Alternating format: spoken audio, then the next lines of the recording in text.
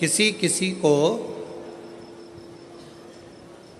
पूजन करते समय भी गलत गलत विचार आते हैं, किसी किसी को मंदिर जाते समय गलत गलत विचार आते हैं, किसी किसी को मंदिर में पूजन करते करते गलत गलत विचार आते हैं, किसी किसी को पूजन करते समय गंदगी दिखती है, गलत विचार आते हैं, स्त्री के बारे में, पुरुष के बारे में, उसकी अवस्था के बारे में, उसके नग्न स्वरूप के बारे में, उसकी चित्त वृत्ति में गलत गलत दृष्टियां आने लगती हैं।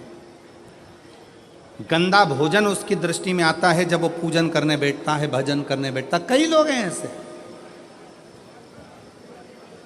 और जिनकी भी दृष्टि में इस तरह की अगर बातें आ रही हैं कि मैं पूजन करने बैठी हूँ, मेरी गलत सोच हो रही है, गलत विचार आ रहे हैं, इस चक्कर में वो पूजन करना बंद कर देती है, इस चक्कर में पूजन करना बंद कर देता है, मंदिर जाना बंद कर देता है कि मैं मंदिर जाऊँगा, गलत सोचने में आएगा, गलत दृष्टि में आएगा। गलत कर नहीं रहा है ना, उसने किसी स्त्री को गलत दृष्टि से देखा, ना उसने कभी किसी पुरुष को गलत दृष्टि से देखा, ना उसने कभी मांसाहार करा, ना कभी उसने मदिरापान करा, ना कभी उसने गलत काम किया। उसके बाद भी वो पूजन करने बैठा, वो अच्छी जगह पर बैठा और उसकी दृष्टि में गलत विचार आने लगे। कहीं मांस दिख रहा है, कहीं मदिरा दिख रही है, कोई स्त्री दिख रही है, कोई पुरुष दिख रहा है, कोई वस्त्र विहीन दिख रहा है, कोई ऐसा दिख रहा है, कोई गलत कृत्य में दिख रहा है, उसके विचार दृष्टि में वो आ रहा है।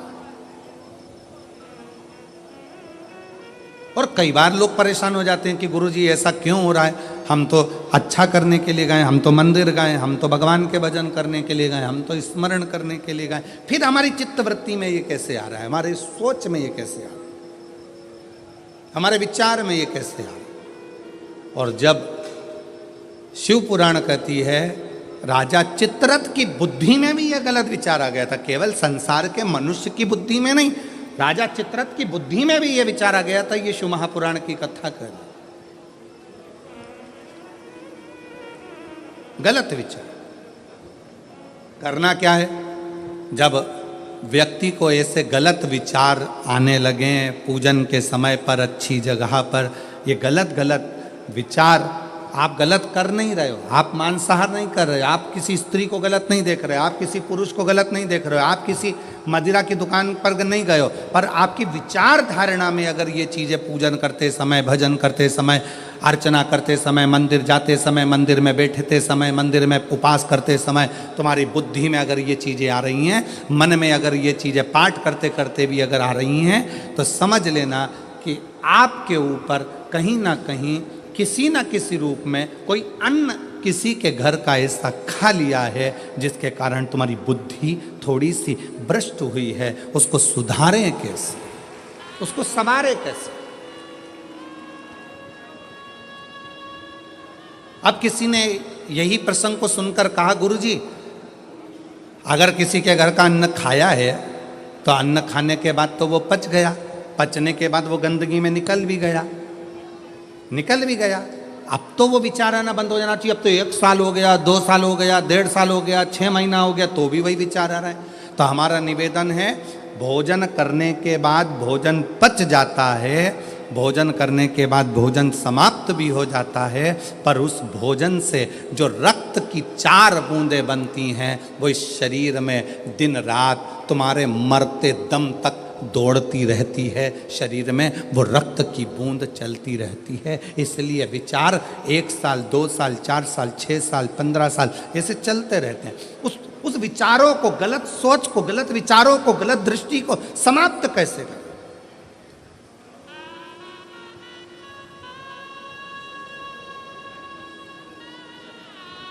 राजा चित्ररथ का चरित्र कर, तब राजा चित्ररथ ने गलत विचार से पार्वती जी और शिव जी को देख लिया, गलत विचार से। शिव जी कुछ नहीं बोले, कुछ, पर पार्वती मैया ने राजा चित्ररथ को श्राप दे दिया, श्राप। तो शिव जी का इतना बड़ा उपासक होकर, शंकर भगवान का इतना बड़ा भजन करने वाला, इतना भक्ति में डूबने वाला, इतना स्मरण करने वाला राजा चित्ररथ, तू शिव जी का इतना उपासक होने के बाद भी तूने माता और पिता को गलत भाव से देखा है, इसलिए तुझे असुर बनकर जन्म लेना पड़ेगा, राक्षस बनकर जन्म लेना। फिर वो चित्रत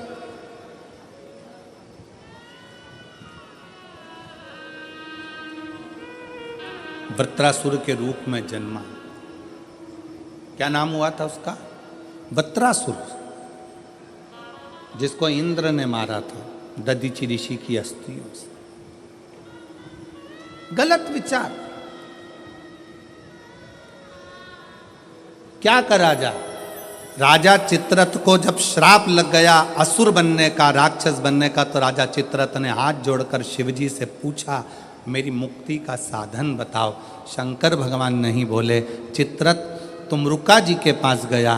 तब तुमरुका जी जो वक्ता हैं, तुमरुका जी जो कथा कह रहे हैं, तुमरुका जी जो भगवान शिव का गुणगान कर रहे हैं, वो तुमरुका जी ने कहा, चित्ररथ एक काम कर, कामधेनु गाय का दूध का घृत ला और उस घृत से तू शिव का अभिषेक कर, शंकर का अभिषेक।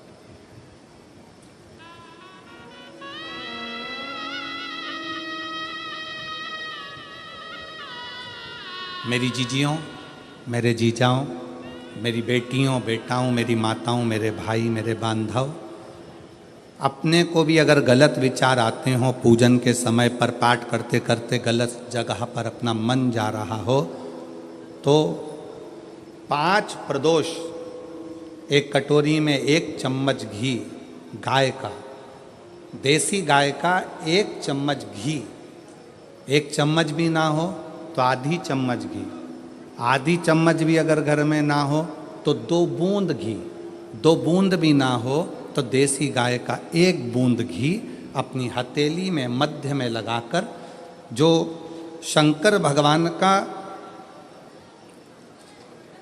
भगवान शिव जी का जो शिवलिंग होता है, उस शिवलिंग के ऊपर के भाग पर अपनी हथेली को रखकर, और जो अशोक सुंदरी वाली जगह है उस जगह पर अपनी हथेली का घर्षण करना चाहिए।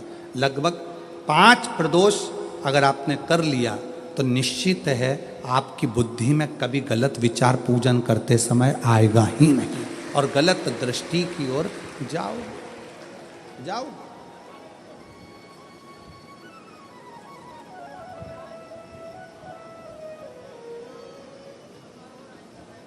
वेद लक्षणा गाय, देसी गौ माता का घृत जीवन को एक आनंदता देता है। आनंद।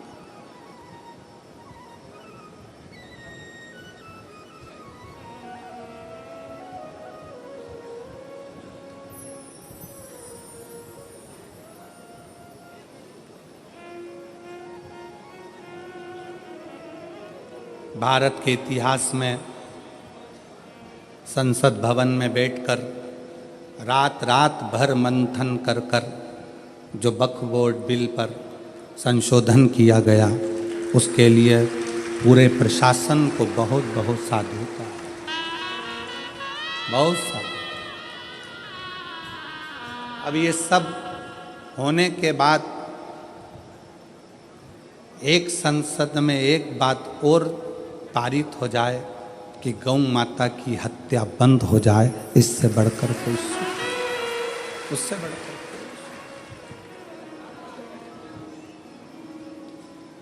गौ माता का, देसी गाय का घृत, वेद लक्षणा गाय का 1 बूंद घृत हाथ की हथेली पर लगाकर शिवलिंग के ऊपर और अशोक सुंदरी की जगह पर घर्षण करने से जो गलत विचार, गलत सोच, गलत दृष्टि, गलत भाव, ये समाप्त हो जाता, समाप्त हो।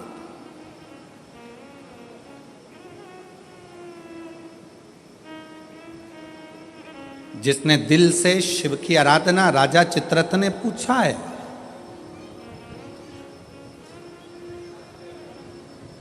राजा चित्ररथ ने विचार किया कि ये राजा चित्ररथ कह रहे हैं कि मुझे बताओ कि मेरी मुक्ति कैसे हो, मोक्ष कैसे होगा। मैंने तो गलत सोच लिया, मैंने तो गलत विचार कर लिया, मैंने तो गलत दृष्टि रख ली। मेरी बुद्धि में तो ये गलत भाव आ गए, मुक्त कैसे? कल की कथा में कहा था, जीवन में कितना भी दुख आ जाए, कितनी भी तकलीफ आ जाए, कितना भी कष्ट आ जाए, उस ईश्वर को मत भूलो, ईश्वर को, शिव को मत।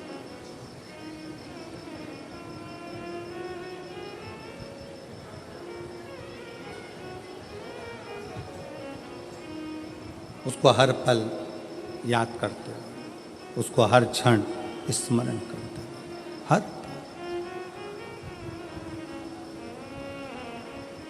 वो भोले रे तेरे बिना भी क्या जीना, ओ बाबा रे तेरे बिना भी क्या जीना, फूलों की कलियों में, काशी की गलियों में, फूलों की कलियों में, काशी की गलियों में, तेरे बिना कुछ कहीं ना, तेरे बिना भी क्या जीना, ओ बाबा रे तेरे बिना भी क्या जीना, ओ शंभू रे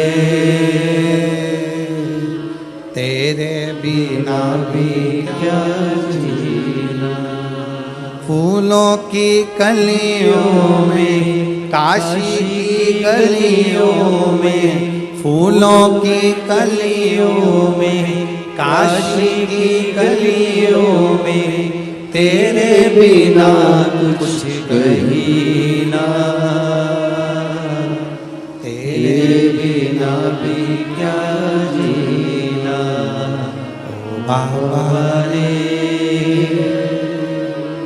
तेरे बिना भी क्या जीना, ओ शंभू रे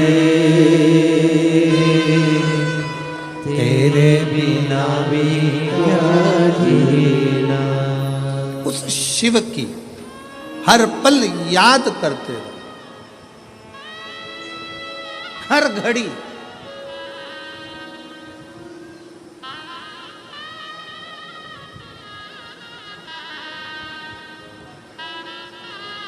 रामायण किस किस ने देखी है टीवी पर? रखो।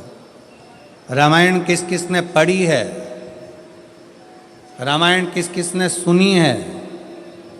राम कथा किस किस ने सुनी है? सबने सुनी है।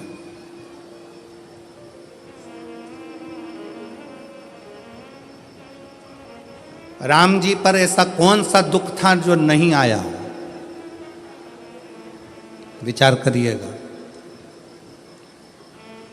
राज सिंहासन मिलने वाला था और 14 वर्ष के लिए, बोलो बोलो जम के बोलो, वन। आप कहते हो थोड़ा सा दुख आ गया, मेरी दुकान नहीं चल रही, मेरी नौकरी नहीं लग रही, मेरी सर्विस नहीं लग रही, मैंने इतनी मेहनत करी सफलता नहीं मिल रही। अरे जिसके पास में सिंहासन आने वाला था, रात की रात उसको 14 वर्ष के लिए वन जाना पड़ जाता है। 14 वर्ष के लिए कितना बड़ा दुख होगा, जरा याद करिएगा। 14 वर्ष के लिए वन के लिए निकलते और थोड़े समय के बाद सूचना मिल जाती है कि पिता शांत हो जाते हैं, पिता चले जाते हैं, पिता चले गए। दुख देखिए, सिंहासन गया, अपना राज्य गया, अपना गांव छोड़ना पड़ा, वन डोलना पड़ा, पिता चले गए। और दुख देखिए, आगे चलते हैं तो धर्म पत्नी भी चली जाती है। दुख देखिए, दुख। आप एक एग्जाम पास नहीं करते हो, माँ बाप ने आपको पाल पोस कर बड़ा करा और एक एग्जाम पास नहीं कर पाए, कोचिंग करने गए थे पुणे, कोचिंग करने गए थे कोटा, कोचिंग करने के लिए गए थे दिल्ली, कोचिंग करने गए थे मुंबई, कोचिंग करने के लिए गए थे लातूर, कोचिंग करने गए थे हैदराबाद, एक सब्जेक्ट नहीं निकल पाया, अंदर से टूट गए। और 20-25 साल के बेटे होकर, बेटी होकर, 25 साल के बेटा बेटी होकर रस्सी बांधकर सुसाइड कर लेते हो, जहर की पुड़िया खा लेते हो, पानी में डूबकर मर जाते हो। विचार करना, उस परमात्मा की जिंदगी में कितना दुख आया, हिम्मत नहीं हारी, आखिरी तक संघर्ष करते रहे, तो आखिरी में अयोध्या के राजा बनकर विराजमान हो। और आज के बेटा बेटी, जरा सा पति ने कुछ कह दिया, बहू का मुख खुल गया, जाकर मायके बैठ गई, अदालत में केस लगा दिया, इतना दुख दे रहे हैं, मेरी सास इतना दुख दे रही है, मेरे घर के लोग इतना दुख दे रहे हैं, मेरे परिवार वाले इतना दुख दे रहे हैं। अरे भगवान से प्रार्थना करना कि बहुत अच्छे लोग मिले हैं, ना जाने किस्मत में और कितना दुख लिखा होगा। दुख चाहे यहाँ लिखा वहाँ लिखा, उसको भोगना तो पड़ेगा, भोगना। अब ईमानदारी से बोलो, इतनी कथा तो आपने सुन ली, आपको भी अपने दुख के समय पर ढेर सारे महाराज मिलते हैं, ढेर सारे लोग मिलते हैं, और आप सबसे कहते हैं मेरा हाथ देखकर बता दो मेरा भाग्य क्या कह रहा है, मेरी पत्री का देखकर बता दो मेरा भाग्य क्या कह रहा है, मेरे घर का ग्रह क्या कह रहा है, मेरे जीवन में इतना दुख है। तुमसे ज्यादा राम जी को मिले थे गुरु विश्वामित्र जैसे, वाल्मीकि जैसे, गुरु बाबा, ढेर सारे आंत्री जैसे बड़े बड़े तपस्वी गुरु मिले थे। राम जी ने एक से भी नहीं कहा कि मेरा हाथ देखकर बताना, कि मेरी किस्मत देखकर बताना। राम जी ने केवल एक बात कही कि समय मिल जाए तो मुझे कथा सुनाना, अगर मैं कथा सुनूंगा तो मेरी व्यथा समाप्त होती चली जाएगी, इसमें मेरी प्रतिष्ठा है। राम जी ने इतने बड़े बड़े विद्वान मिले पर हाथ नहीं दिखाया, राम जी ने इतने बड़े बड़े विद्वान मिले पर अपनी पत्रिका नहीं दिखाई, राम जी ने इतने बड़े बड़े विद्वान मिले, किसी से नहीं पूछा कि मेरा दुख कैसे कटेगा, मेरी पत्नी चली गई, मेरा पिता चले गया, राज सत्ता चली गई, दर दर भटकना पड़ रहा है, 14 साल ठोकरे खा रहा हूं, मेरा भाग्य कैसे बनेगा। राम जी ने किसी से नहीं पूछा। जितने संत के दरवाजे पर राम जी जाते थे, हाथ जोड़कर संत पूछते थे क्या सेवा करें राघव, आपको क्या कहें। राम जी कहते थे बस कथा सुना दो, कथा सुना दो। क्यों? क्योंकि राम जी जानते थे दुनिया की सारी व्यथा केवल शिव कथा ही काट सकती है, इसके सिवाय कोई नहीं काट सकता। आप कथा कहो मुझे। जितने संत मिलते थे वो कथा कहते थे, कथा सुनते थे राघव, कथा श्रवण करते थे राघव, और अपने पथ पर चलते चलते पार्थिव शिवलिंग का निर्माण करते थे राघव। भारत की भूमि पर अयोध्या से लेकर लंका तक भारत सरकार ने राम पथ गमन बनाया है।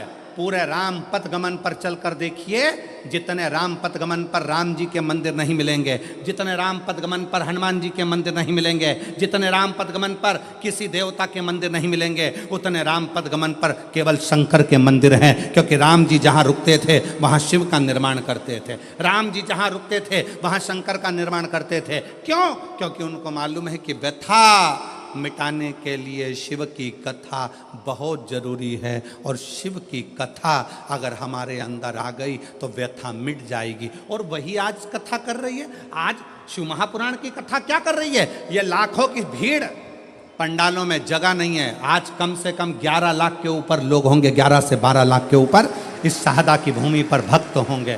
पंडालों में जगह नहीं, गाड़ियों पर चढ़े हुए हैं, कहीं कहीं चढ़े हुए हैं, जगह कहीं नहीं पूरे पंडाल के अंदर। और इतनी भीड़ आज क्यों बैठी है?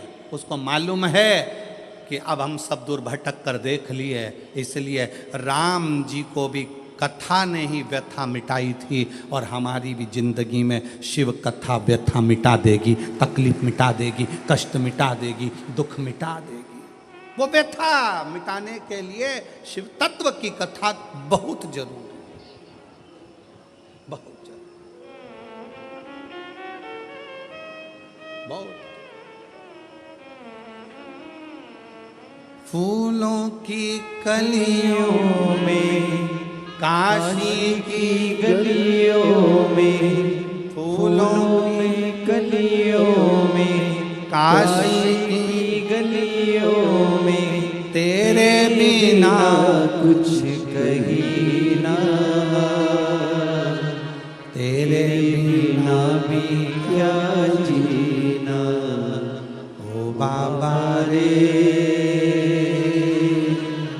तेरे बिना भी क्या जीना, ओ शंभु रे तेरे तेरे बिना भी क्या जीना। दुख किसके जीवन में नहीं आता। अच्छी दुकान चलते चलते बंद हो जाती है, फैक्ट्री चलते बंद हो जाती है, व्यापार चलते बंद हो जाता है, परिवार टूटने की कतार पर आ जाता है, भाई भाई का द्रोही हो जाता है, परिवार नाते रिश्ते कुटुंब कबीले सब बुरे होते चले जाते हैं। जब दुख आता है सब साथ छोड़ जाते हैं। उस दुख में ये विचार मत करना कि मुझे सुसाइड करना है, मरना है, या ये करना है या वो करना है। नहीं, दुख का सामना करना। सामना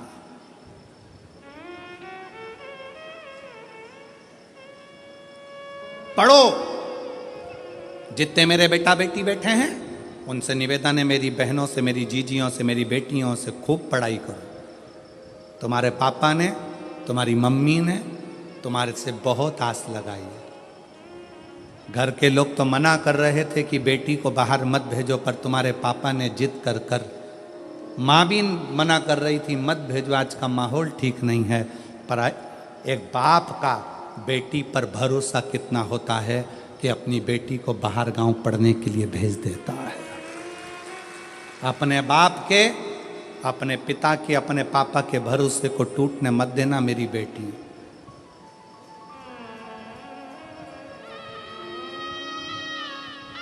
मेरे बेटा,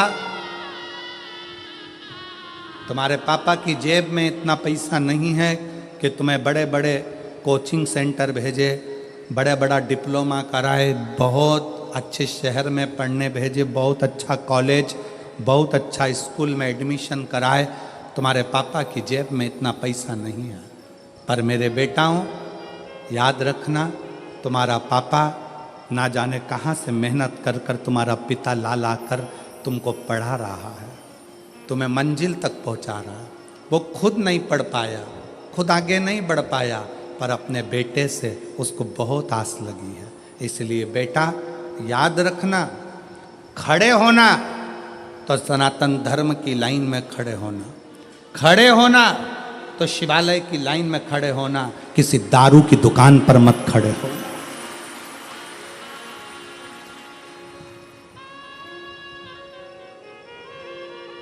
जब नवयुवक बेटा बेटी किसी दारू की दुकान पर खड़े दिखते हैं लाइन लगाकर, उनको देखकर दिल दुखता है कि पापा ने कितना पैसा खर्च कर कर पुणे पढ़ने के लिए भेजा है, बाहर गांव विद्याध्ययन के लिए भेजा है। थोड़ा सा आप सियोर वाले महाराज का कहना मत मानो, पर अपने पापा का मुख तो देखो। बेटियों से निवेदन है,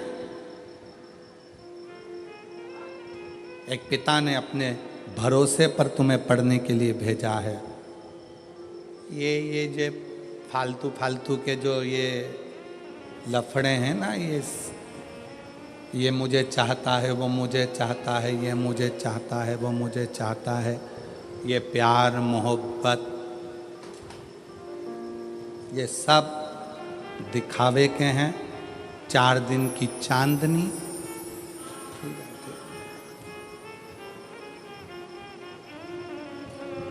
जो कहता है मैं तुझे रानी बना कर रखूंगा, घर लाते से ही नौकरानी बना देता है। इसलिए सावधान, सावधान, सावधान।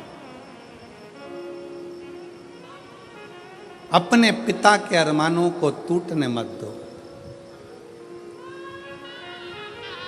किसी आड़े तेड़े नत्थु खेरे की ओर तुम्हारी दृष्टि ना जाए।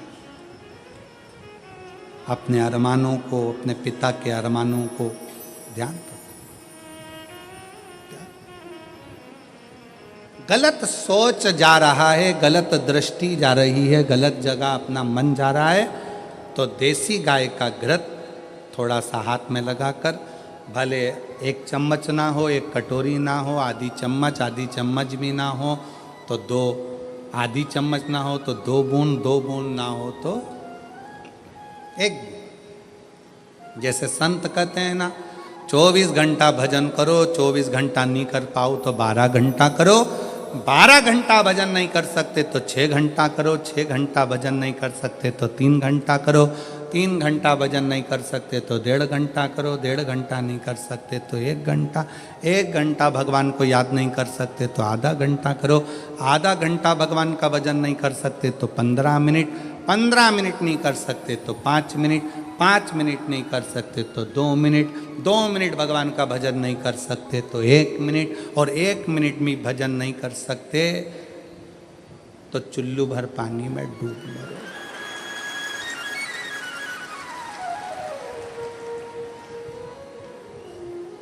इससे जोरदार कोई बात नहीं हो सकती।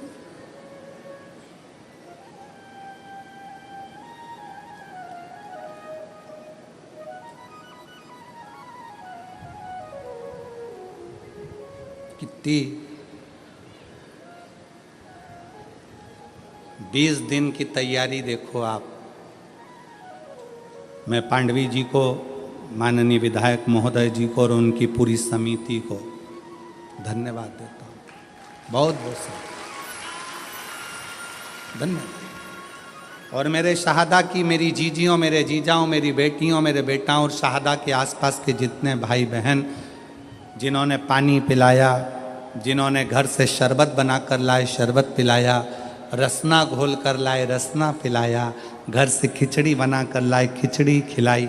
यहाँ तो विधायक जी ने, समिति ने भोजन की बहुत अच्छी व्यवस्था करी, पर साथ में कोई टॉफी, कोई बिस्कुट, कोई चॉकलेट, कोई कुछ खिलाते रहे पूरे पंडाल में। बाहर भी कल का नज़ारा आप अगर देखते ना, कल रात को कौन आए थे? आए थे आप लोग?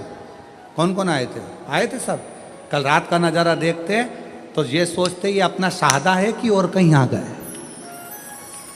रात का नज़ारा, इधर ट्रैफिक जाम, उधर ट्रैफिक जाम, उधर ट्रैफिक जाम, और डीजे, बैंड बाजे और माताएं हरिओम में ओम समाया है और मेरा भोला शहादा में आया, और चलने दो, और नाचना और कूदना, और भोजन बांटने वाले भोजन बांट रहे, पानी वाले पानी, बिस्कुट वाले बिस्कुट। ऐसा लग रहा जैसे शंकर जी की बारात आई और हिमालय राज स्वागत करने में लगा हुआ। हिमालय राज स्वागत करने, सब अलमस्त होकर खूब।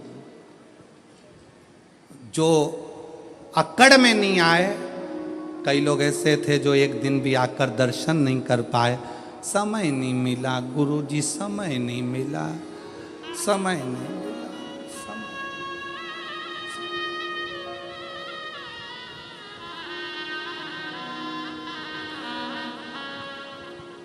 अरे भाई, इससे अच्छा समय और क्या होगा? बताओ जरा, ईमानदारी से बोलो, इससे अच्छा समय क्या होगा? कोरोना जैसी बीमारी आई, मोहल्ले के 4-6 निपट गए, तू बचा रह गया। इससे जोरदार समय और क्या लेकर आएगा?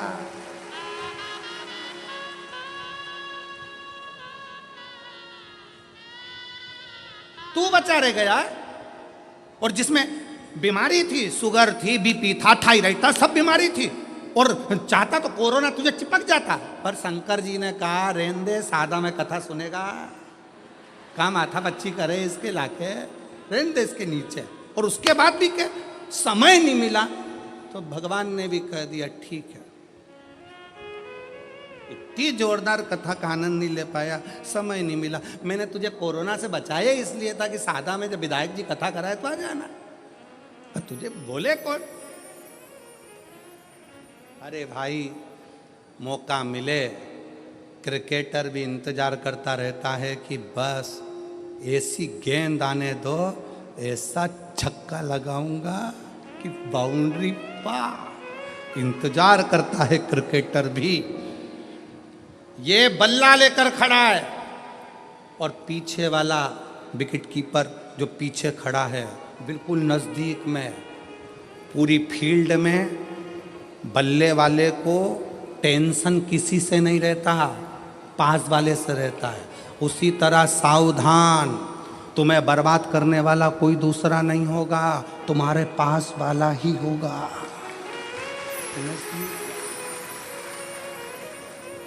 वो गेंद फेंकेगा तब तक तो दौड़ जाओगे, उधर से गेंद आएगी तब तक भाग जाओगे, एक रन बना लोगे। टेंशन पीछे वाले से है, बिल्कुल पास में खड़ा है, तैयारी में, गेंद आए और दूं विकेट में। बस ऐसे संसार के कई लोग इंतजार कर रहे हैं, खूब उड़ रहा है, खूब आगे बढ़ रहा है, गिरने दे विकेट, और इंतजार करते हैं रिश्ते नाते कुटुंब कबीले, एक बार डाउन में आ, ऐसी ऐसी उड़ाऊंगा कि डीजे भी हल्के पड़ जाएंगे और सारे मोहल्ले में डोंडी पीट जाऊंगा। वो तो ऐसा था। कहां? इसलिए हर दिन, प्रत्येक दिन आपके लिए अच्छा है।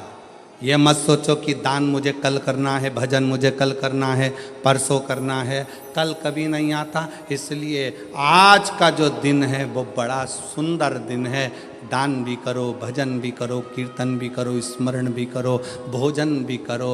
अभी अपने दांत अच्छे हैं, सोफा सेट पूरा अच्छा है, तो चने गुड़ सब खाओ, मक्का की रोटी, ज्वार की रोटी, बाजरा की रोटी हमारे अग्रवाल जी ने रोज खवाई।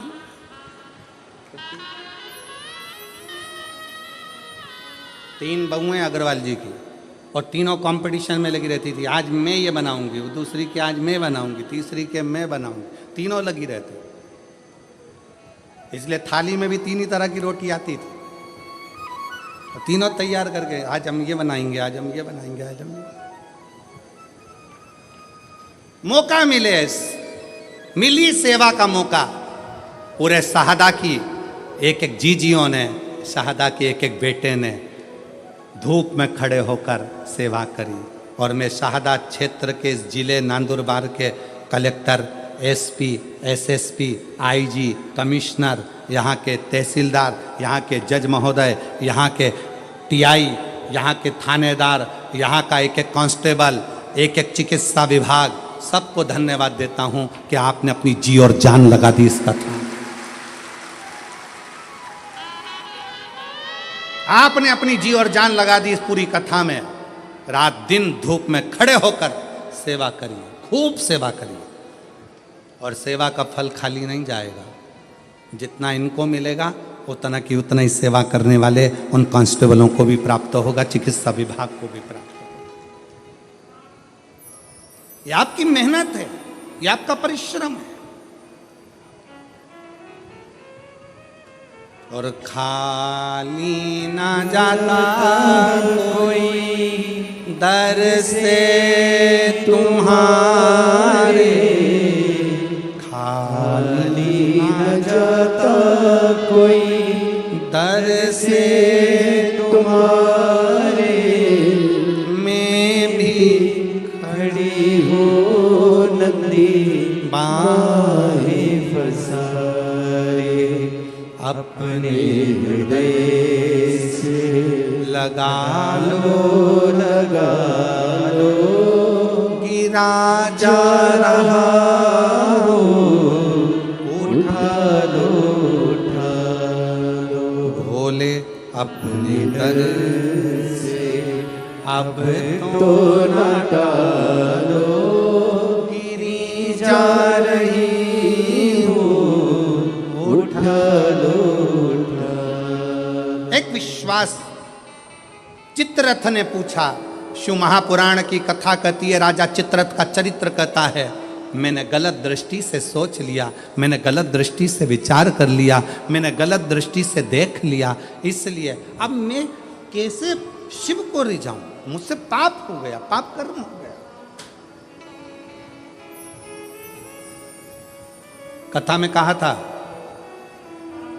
कितना बड़ा भी पाप कर्म हो जाए तो भी शंकर के मंदिर जाना मत छोड़ना, श्री शिवाय नमस्तुभ्यम बोलना मत छोड़ो। अपने दरवाजे पर भी स्टिकर चिपका दो। कौन सा? श्री शिवाय नमस्तुभ्यम।